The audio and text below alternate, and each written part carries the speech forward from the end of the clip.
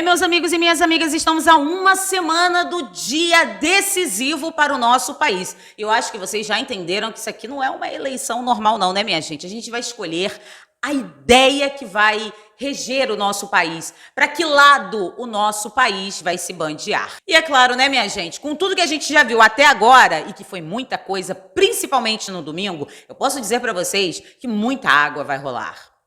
E por isso quero conversar com vocês hoje nesse vídeo, é claro, sobre o que aconteceu ontem lá com o Roberto Jefferson, que, gente, parou o nosso domingo, né? Eu fiquei o dia inteiro travada na Jovem Pan, assim, perplexa, olhando aquilo e botando a mão na boca e pensando, meu Deus, o que aconteceu? Também quero comentar com vocês sobre esse cala-boca que vem acontecendo com influenciadores, com a Jovem Pan, e que sim, respingou na esquerda. Também quero falar com vocês sobre uma coisa bem interessante, que o Neymar vai levar o Nine aos tribunais.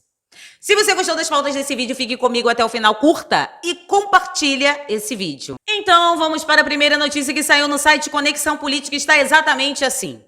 Lula será levado aos tribunais e terá que provar acusações contra Neymar. O ex-presidente Luiz Inácio Lula da Silva deve enfrentar novos problemas na justiça. A família de Neymar Júnior afirmou que o petista terá que provar no palco adequado as acusações feitas contra o jogador da seleção brasileira. Candidato do PT ao Palácio do Planalto, Lula demonstrou insatisfação com o apoio do atacante futebolista em torno do seu adversário, é claro, Jair Messias Bolsonaro. Para o esquerdista, o motivo do apoio de Neymar ao atual chefe do Executivo Federal, o motivo seria o perdão de dívida milionária com a Receita Federal. O comentário foi externado durante a entrevista no Flow Podcast, que eu tive a nítida impressão. Eu posso estar errada, tá, gente? Mas eu tava vendo uns tweets aí antes dessa entrevista do Lula no Flow Podcast. Eu acho que ele se autoconvidou. Não sei, posso estar enganada. Mas, enfim, vamos continuar aqui. Aí ele falou assim, o Nine. Acho que ele, Neymar, está com medo de que, se eu ganhar as eleições, eu vá saber o que Bolsonaro perdoou da dívida do imposto de renda dele. Eu acho isso extremamente ruim. O cara, ele não coloca como uma suposição, ele não faz um questionamento, não. Ele afirma, como se ele tivesse provas disso. Acho que é isso que ele está com medo de mim, disse o político. Ou seja, como eu disse para vocês, ele afirma, ele não põe em questão a situação. Mas vem comigo, porque a gente vai analisar esses fatos aqui e entender porque o Nine jogou esse verde maduro, não sei, para o Neymar. O Neymar, ele é sucesso. Isso é inegável. O cara é conhecido mundialmente, muito mais que a Anitta, que é a garotinha propaganda do Nine, que já tá até meio que pulando do barco aí, né? Mas enfim, isso, gente, sim, é muito importante num momento como esse, uma pessoa com um nome como o dele vir a público e falar, olha só, eu sou Jair Messias Bolsonaro, eu sou o cara, eu tô com ele, eu tô fechado com ele. Porque se vocês notarem, após o Neymar declarar o seu apoio abertamente, muitas pessoas vieram assim de carreira, foi cascata, né? Muitos esportistas começaram a colocar a cara no sol, falando estamos com Bolsonaro. Muitos empresários, como um desses empresários foi o Roberto Justus, né? Que veio a público falar com as pessoas que sim, ele está ao lado do Bolsonaro e dizendo por que ele estava ao lado do Bolsonaro. E é claro, né, gente, que o lado vermelho da situação viu isso. E é claro que isso doeu. Até porque a gente tem que entender que o pessoal do outro lado da moeda não gosta de ser contrariado. Eu acho que vocês já notaram isso, né? Por exemplo, a Jovem Pan meio que contrariou aí a vida dos vermelhos e também que está sendo censurada, né? Então eles não gostam de ser contrariados. Na cabecinha deles, que eu já falei pra vocês, não tente entender cabeça de esquerdista. Olavo de Carvalho já falava isso porque não tem lógica, eles trabalham com a ilógica da coisa. Na cabecinha deles, como assim? O Neymar foi pro outro lado, ele tinha que estar do nosso lado, ele vai se arrepender disso. É como se fosse, sabe, uma coisa muito além do que a gente possa imaginar. E aí, é claro, né, gente, ego ferido. O cara não aceitou que não foi apoiado pelo Neymar.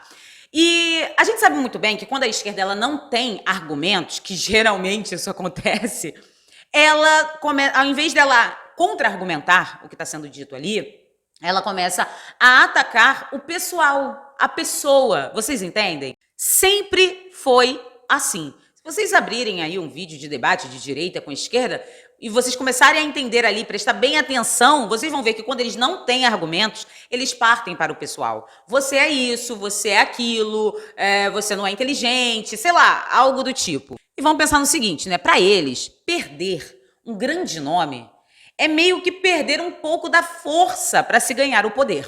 E o que Neymar e a família vão fazer quanto a essa questão, né, do Nine ter afirmado que ele fez um tratado aí com Bolsonaro para perdoar uma dívida, eles vão para a justiça. O que é certo, é legal no sentido de legalidade. E demonstra exatamente o que a direita sempre quis demonstrar. Não é necessário você calar as pessoas, calar as vozes divergentes, porque nós já temos leis para se trabalhar em cima disso. Você se sentiu ofendido?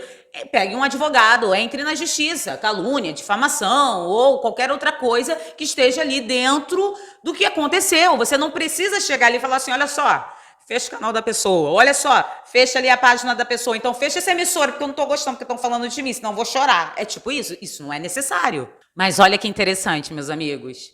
O Nine afirmar, porque foi nítido que ele não questionou, ele afirmou essa situação entre Neymar e Bolsonaro, aí pode, tá tudo certo. Aí é liberdade de expressão. Agora, falar assim de associações obscuras, né? Supostas associações obscuras que o Nine tem aí com algumas coisas, aí não pode.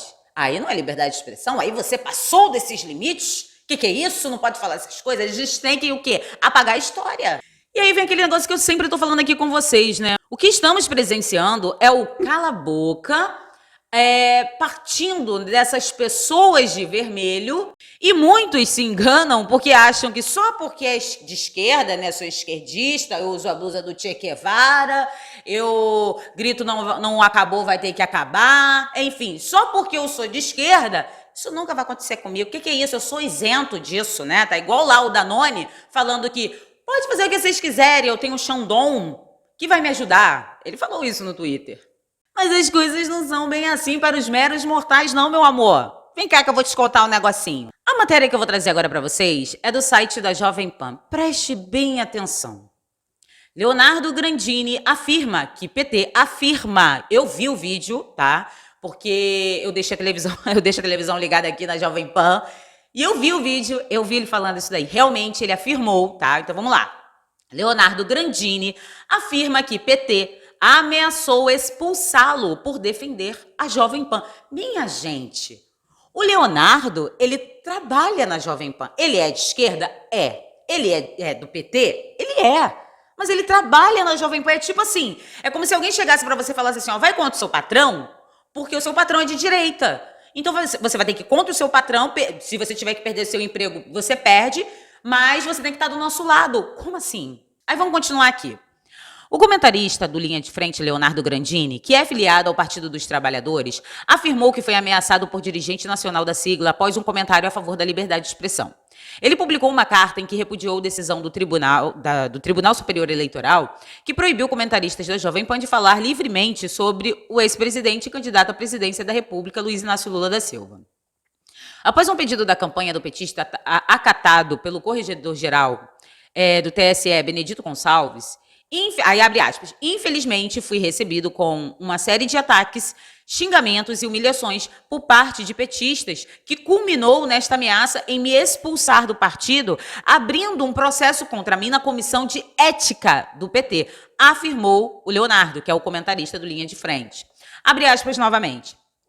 Muito me espanta que, em 2022, parte significativa da esquerda brasileira compactue com o que está acontecendo com a Jovem Pan.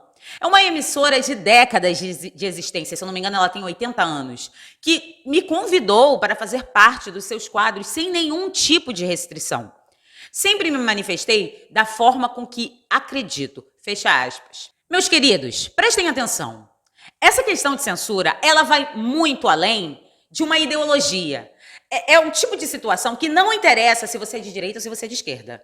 O que interessa é o seguinte, você quer ser calado? Você quer parar de ter a sua opinião exposta? Existe uma frase que eu acho muito interessante que é penso, logo existo. E quando a gente pensa, a gente externa falando. E se você não externa falando, você praticamente não vai ter o direito de pensar. E se você não pensa, você deixa de existir. A gente não quer deixar de existir. E isso não é uma questão de ser conservador, ser de direita. É uma questão de todos. E essa questão vai tão além das ideologias que eu estou vendo pessoas de esquerda se espantando com essa situação de calar as vozes divergentes.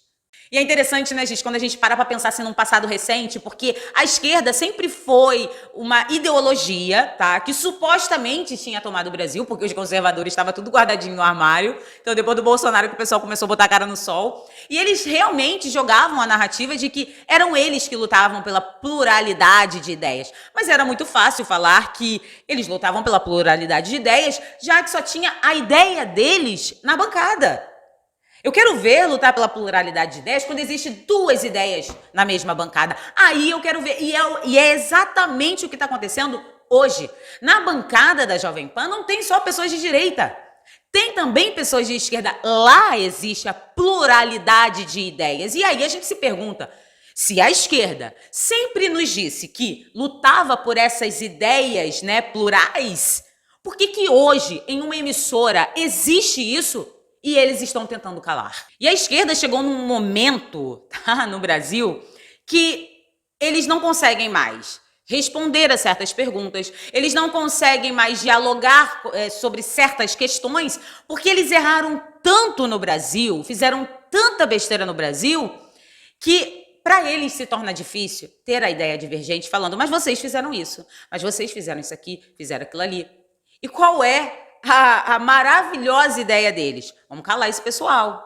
E aí, a pluralidade de ideias, para eles, cai por terra, porque já não é mais necessário lutar por essa pluralidade, porque a pluralidade está atrapalhando os negócios. E é interessante porque o Leonardo Grandini, ele é de esquerda, declaradamente de esquerda, e mesmo assim, que eu achei assim muito nobre da parte dele, ele ir contra a essa censura que está sendo colocada na emissora onde ele trabalha. E é claro que quando a gente começa a ver o Leonardo falando, nós vemos que não é só simplesmente porque ele trabalha na emissora, porque realmente está chocando muitas pessoas. Tem um outro comentarista da Jovem Pan, eu não lembro o nome dele, ele usa óculos, ele é meio gordinho, que ele também falou, ele é de esquerda e ele falou, não, o que estão fazendo hoje em dia é inadmissível. E eles acabam com toda essa história de calar as pessoas, fazendo com que todo mundo pare para pensar, né, no seguinte: se você não faz parte dessa bolha, você tem que ser calado. Você tem que fazer parte da bolha e seguir exatamente tudo, toda a cartilha que eles querem. Porém, como eu deixei claro para vocês, a liberdade de expressão ela se sobrepõe à ideologia. Gente, mas infelizmente isso não é de hoje. Quando o inquérito das fake news começou aqui no nosso país e nomes de influenciadores, de jornalistas, né, como Alan dos Santos, foi inserido nesse inquérito das fake news e fecharam, desmonetizaram canais, que estão até hoje desmonetizados, fecharam sites, calaram vozes, de certa forma. Muitas pessoas deixaram até mesmo de trabalhar com essa influência política, podemos dizer assim. Na época, eu não vi ninguém lutar contra isso, porque nós éramos apenas os blogueiros que falavam, só isso. E as pessoas não pararam para pensar o seguinte: essa água vai bater em mim, essa água vai bater no meu bumbum. Ninguém pensou na época. Acharam que isso ia ficar somente aqui, com a gente, né? Onde os canais foram desmonetizados ou perderam o engajamento, né? Hoje em dia, para as pessoas de direita, dentro de uma plataforma, o engajamento é árduo, né? A gente tem que trabalhar muito, porque realmente a gente nota que é dificultoso a gente ter esse engajamento. Enfim, eu e outras pessoas aqui na internet já falávamos há muito tempo sobre isso. A gente falava, olha, isso vai se estender. Esse inquérito não vai ficar só nos blogueiros. Esse inquérito vai chegar em jornalistas de diploma. Esse inquérito vai chegar em emissoras. Da mesma forma que hoje, como a Jovem Pan está sentindo, e é realmente inadmissível o que está acontecendo com a emissora, e ela está falando, isso pode chegar na Globo, pode chegar no SBT, pode chegar em outras emissoras, e as emissoras estão fingindo que não estão vendo. Foi a mesma situação. Hoje eles estão passando o que os influenciadores já passaram desde 2019. E é claro que não, ainda Não é tarde para a gente correr atrás da nossa liberdade. Porém,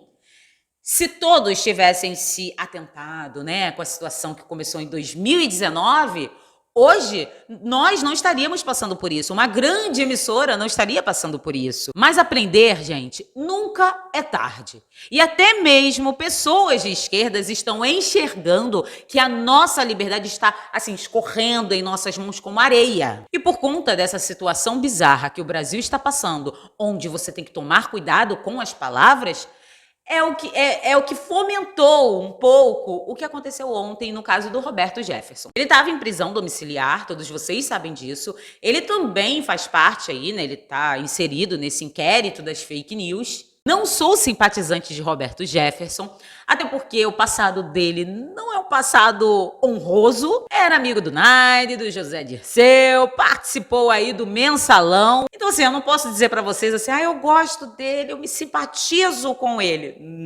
Não me simpatizo com ninguém que participe de Mensalão. Desculpa pra quem gosta dele, mas enfim. Mas assim, né, gente, vamos ser sinceros, tá? Polícia do pensamento em cima de uma pessoa é mega bizarro. Eu estou me sentindo no livro de 1984. Claro que as declarações que ele fez são mega pesadas, tá? Não vou aqui passar pano, né? Nada disso. São pesadas, sim. Não concordo com a forma, assim, que ele falou, até porque a gente tem que saber dançar conforme a música, tem que ser inteligente, tem que ser malandro nessas horas. E eu acho que ele não foi nem um pouco malandro, pra ser bem sincero.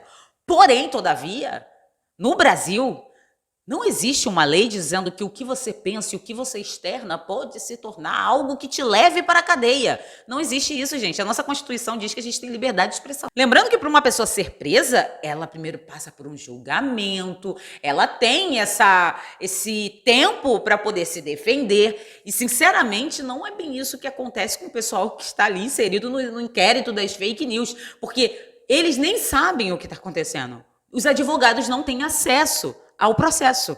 Mas vejam só, no caso de ontem, o iluminado lá, maravilhoso, resolveu decretar novamente a prisão dele, né, tirar ele de prisão domiciliar, mandar ele lá para as grades, porque ele resolveu dar uma xingada aí na Carmen Lúcia e tal, falou as coisas um pouquinho pesadas realmente e tal. Mas olha que interessante, alguns dias atrás, a tal da jornalista Bárbara Gâncio xingou uma menina de 11 anos.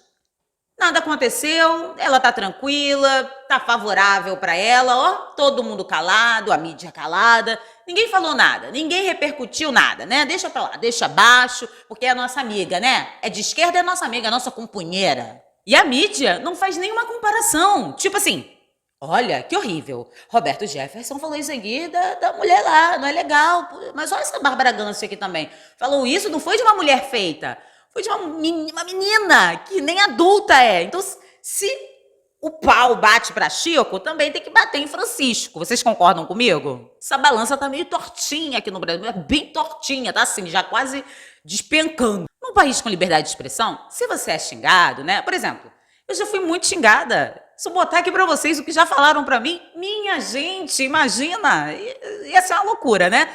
Se você é xingado, você entra com processo. Um processo, uma coisa legal, pega um advogado ali, olha só, falaram isso aqui de mim, eu não sou isso aqui, então abre um processo aí, a gente vê o que vai dar. Simples assim, liberdade de expressão é isso, entendeu? Você não gostou, vai lá e processa. Porém, o que está acontecendo aqui em terras tupiniquins é totalmente o oposto.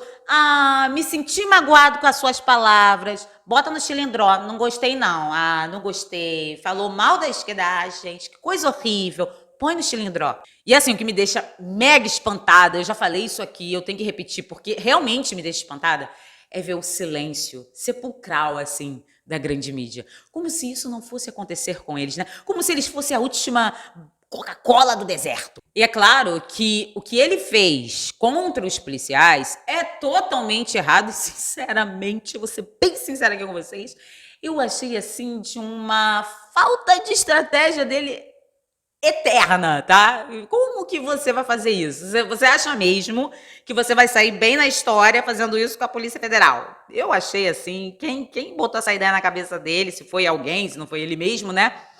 Foi uma ideia bem de jirico. Agora, gente, eu não sei onde nós vamos parar com essa situação tão bizarra, que ela é tão bizarra que chegou a sair no New York Times. New York Times, que é de esquerda, mas ficou espantado com o poder que uma única pessoa tem aqui no nosso Brasil. Eu realmente não sei onde o Brasil vai parar com toda essa situação. Eu só sei, pelas minhas observações, que se os vermelhos ainda não chegaram no poder, sentaram lá na cadeirinha, botaram a faixazinha, tudo bonitinho, já estão assim, se sentindo, você imagina se essa faixa passar para eles. Se isso acontecer, só o fato de você rir de um meme, no futuro breve, com eles, pode ser considerado algo assim muito tenebroso. Se você gostou, se inscreva, compartilhe, dê o seu like, comente. Muito obrigada pela atenção de todos vocês. Galera, me sigam nas minhas redes sociais. Os links estão na descrição do vídeo e tenham um ótimo dia.